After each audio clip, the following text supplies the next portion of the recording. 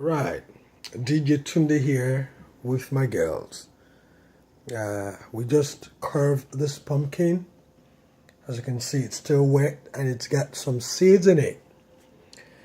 My first time ever carving a pumpkin.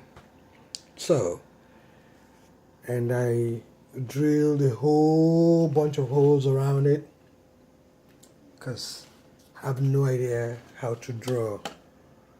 So I wanted to make something artistic out of it.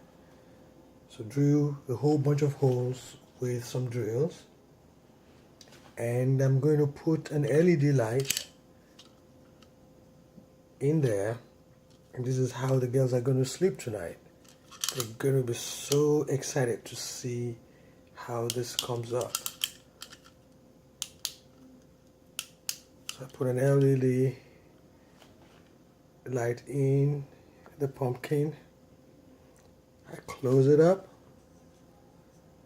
and I turn off the light. Wow.